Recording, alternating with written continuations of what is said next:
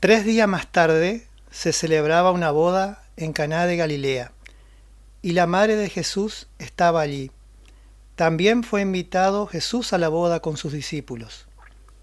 Sucedió que se terminó el vino preparado para la boda, y se quedaron sin vino. Entonces la madre de Jesús le dijo: «No tienen vino». Jesús le respondió: «Mujer, ¿por qué te metes en mis asuntos? Aún no ha llegado mi hora». Pero su madre dijo a los sirvientes: «Hagan lo que él les diga». Había allí 6 recipientes de piedra de los que usan los judíos para sus purificaciones, de unos 100 litros de capacidad cada uno. Jesús dijo: «Llenen de agua esos recipientes», y lo llenaron hasta el borde. «Saquen ahora», les dijo, «y llévenle al mayordomo», y ellos se lo llevaron. Después de probar el agua convertida en vino, el mayordomo llamó al novio, pues no sabía de dónde provenía, a pesar de que lo sabían los sirvientes, que habían sacado el agua. Y le dijo: «Todo el mundo sirve al principio el vino mejor, y cuando ya todos han bebido bastante, les dan el de menor calidad, pero tú has dejado el mejor vino para el final».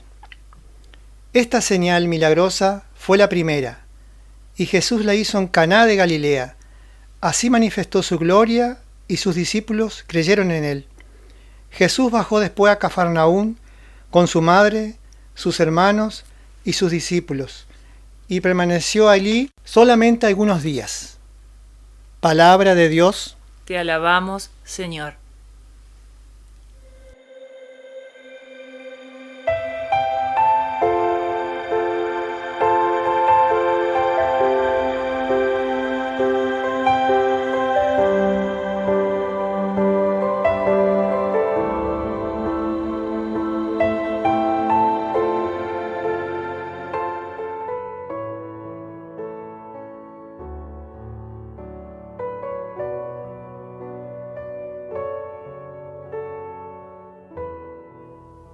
Sus padres eran unos campesinos sumamente pobres que ni siquiera pudieron enviar a su hijo a la escuela.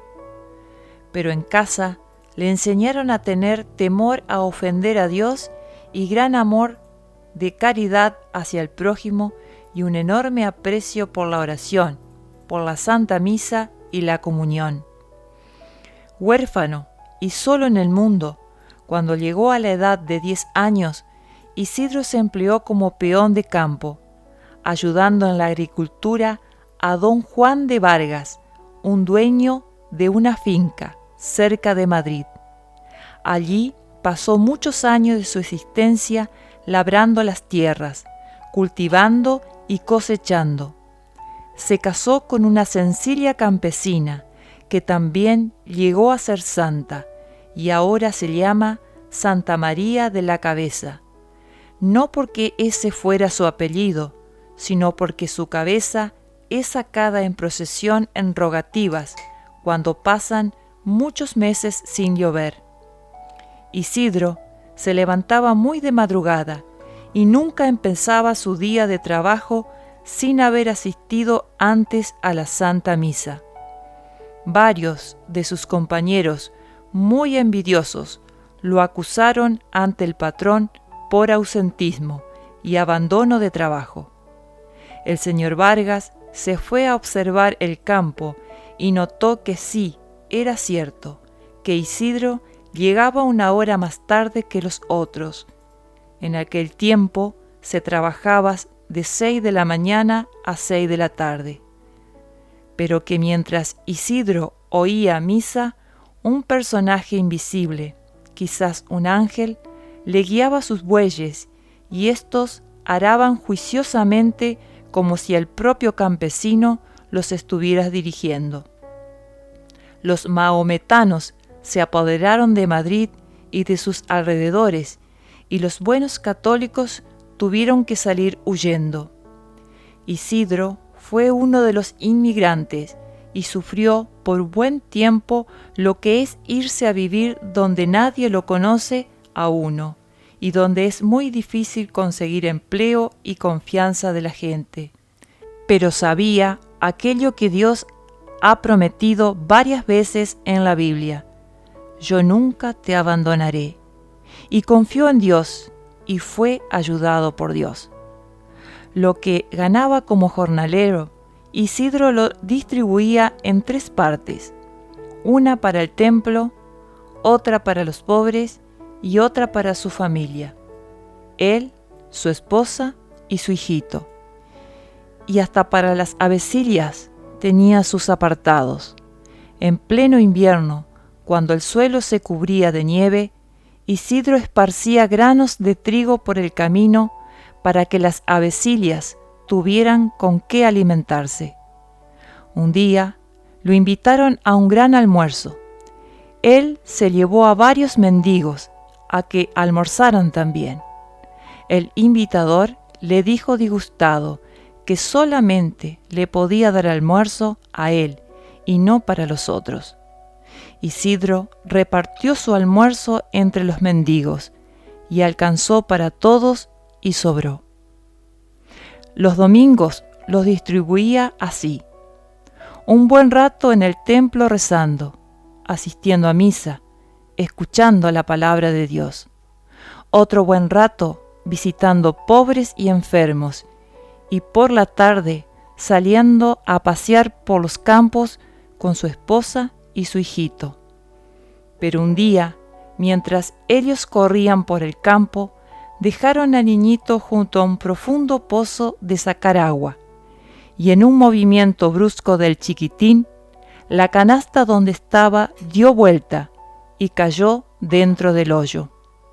Alcanzaron a ver estos los 2 esposos y corrieron junto al pozo.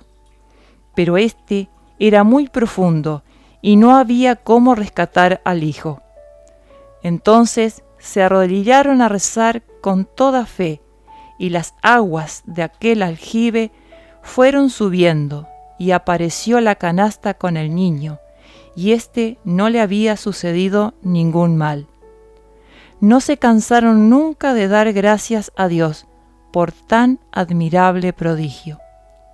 Volvió después a Madrid y se alquiló como obrero en una finca, pero los otros peones, llenos de envidia, lo acusaron ante el dueño de que trabajaba menos que los demás, por dedicarse a rezar y a ir al templo. El dueño le puso entonces como tarea a cada obrero cultivar una parcela de tierra, y la de Isidro produjo al doble que las de los demás, porque nuestro Señor le recompensaba su piedad y su generosidad.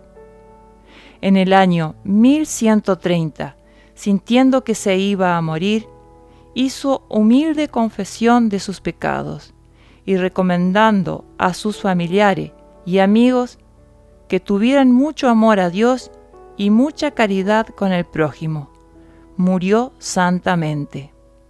A los 43 años de haber sido sepultado, en 1163, sacaron del sepulcro su cadáver y estaba incorrupto, como si estuviera recién muerto. La gente consideraron esto como un milagro. Poco después, el rey Felipe III se hallaba gravísimamente enfermo y los médicos dijeron que se moriría de aquella enfermedad. Entonces sacaron los restos de San Isidro del templo a donde los habían llevado cuando lo trasladaron del cementerio. Y tan pronto como los restos salieron del templo, al rey se le fue la fiebre, y al llegar junto a él los restos del santo, se le fue por completo la enfermedad. A causa de esto, el rey intercedió ante el sumo pontífice para que declarara santo al humilde labrador, y por este y otros muchos milagros, el Papa lo canonizó en el año 1622.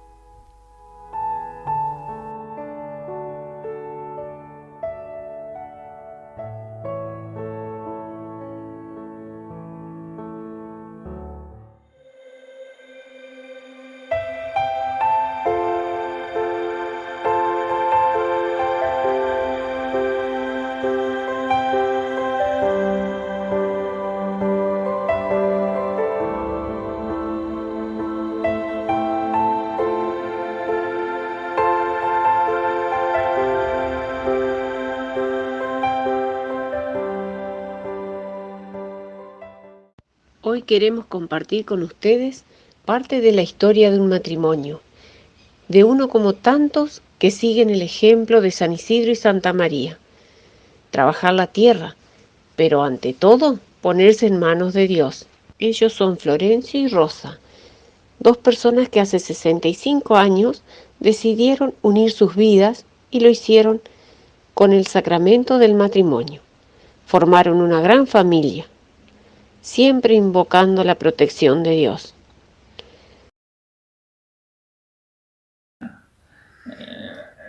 La vida no es fácil, pero con Dios siempre sale adelante.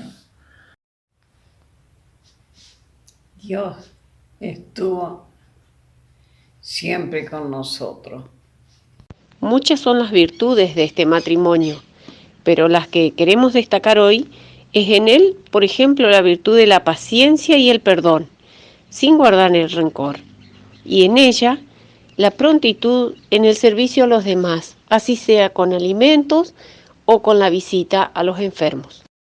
Hoy, debido a las limitaciones físicas y a la pandemia, ya no pueden asistir a las misas, pero sí lo siguen haciendo, uniéndose espiritualmente y siguiendo la misa televisada y recibiendo con gran amor la Eucaristía semanalmente.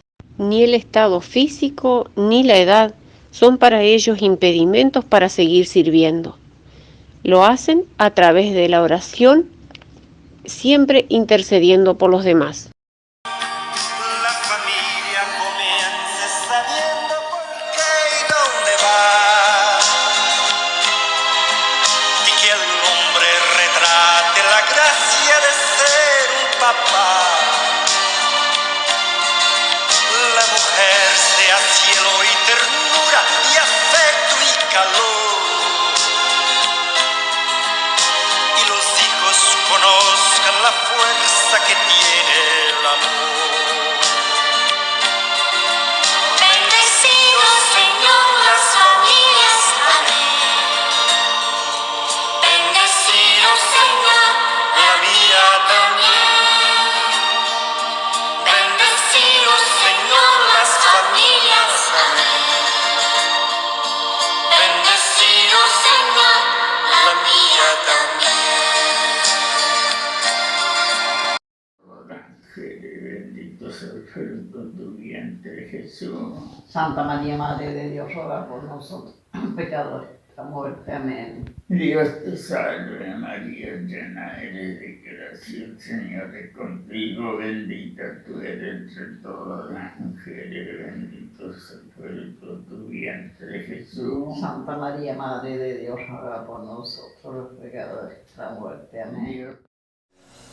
Animaos pues, los que estéis casadas y los que estéis casados. Podéis y debéis ser unos santos cristianos.